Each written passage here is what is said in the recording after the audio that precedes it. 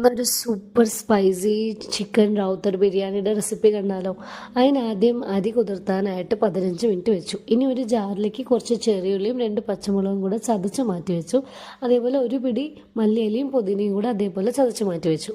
ഇനി ഒരു കടായിൽ 2 സ്പൂൺ നെയ്യും 4 സ്പൂണും എണ്ണയും ഒഴിച്ച് പട്ട, ഗ്രാമ്പു, ഏലക്ക, 2 പച്ചമുളകും കൂടെ കീറിയിട്ടു.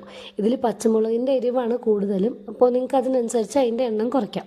ഇനി വല്യുള്ളി ഇട്ട് ആവശ്യത്തിനുള്ള ഉപ്പും കൂടെ ഇട്ട ശേഷം നന്നായിട്ട് മിക്സ് ചെയ്തെടുക്കുക. ഒരു 2 മിനിറ്റ് ഇളക്കിയതിന് ശേഷം മാത്രം ഇഞ്ചിയും വെളുത്തുള്ളി പേസ്റ്റും കൂടെ ഇടാം. ഇഞ്ചി വെളുത്തുള്ളി പേസ്റ്റിൽ വെളുത്തുള്ളിയുടെ അളവ് കുറച്ച് കൂടുതലുള്ള പോലെ പേസ്റ്റ് ചെയ്യണം.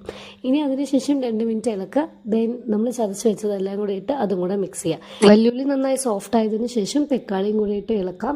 ഇനി കുറച്ച് നേരം അടച്ച് വെച്ച് തക്കാളി നന്നായി ഉടഞ്ഞതിന് ശേഷം മാത്രം 1 teaspoon Kashmiri chilli, 1 teaspoon garam മസാലയും കൂടിയിട്ട് നന്നായി മിക്സ് ചെയ്യുക. അതിൻ്റെ കളർ ചേഞ്ചായി പച്ചമണം മാറിയതിന് ശേഷം മാത്രം ചിക്കൻ ഇടുക. ചിക്കനും ഇട്ട് അതേപോലെ തന്നെ മിക്സ് ചെയ്യുക. ഞാനിവിടെ 1/2 കിലോ ചിക്കനാണ് എടുത്തിരിക്കുന്നത്. ഇനി അതൊരു 2 മിനിറ്റ് അടച്ച് വെച്ച് ചിക്കൻ ഏകദേശം ഒന്ന് വെന്ത് വരുന്ന സമയത്ത് 2 സ്പൂൺ തൈരും കൂടെ ഒഴിച്ച് അതും കൂടെ മിക്സ് ചെയ്യുക. ഇനി അതൊന്ന് അടച്ച് വെച്ച് വേവിക്കാം. അതിനുശേഷം മാത്രം നമ്മൾ വെള്ളം ഒഴിച്ചു കൊടുക്കുക. ഇനി 1 ഗ്ലാസ് അരിയാണ് ഇവിടെ എടുത്തിരിക്കുന്നത്, അപ്പോൾ അതിന് 2 ഗ്ലാസ് വെള്ളമാണ്. അത് ഒറ്റയടിക്ക് ഒഴിക്കാതെ ആദ്യം കുറച്ച് ഒഴിച്ച് ചിക്കൻ കുറച്ചുകൂടെ വെന്ത ശേഷം ബാക്കി വെള്ളം ഒഴിക്കാം.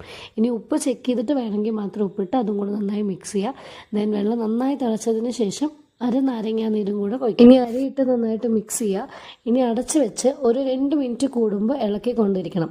വെള്ളം നന്നായിട്ട് വറ്റിയതിന് ശേഷം മാത്രമേ ദം വെക്കാൻ പാടുള്ളൂ. ഇനി ദം വെക്കാനായിട്ട് 2 മിനിറ്റ് ദോശക്കല്ല് ഫുൾ ഫ്ലെയിമിലും ദെൻ കടായി വെച്ച് 15 മിനിറ്റ് ലോ ഫ്ലെയിമിലും വെക്കുക. 15 മിനിറ്റിന് ശേഷം ഓഫാക്കി 10 മിനിറ്റിന് ശേഷം മാത്രം ഓപ്പൺ ചെയ്യുക.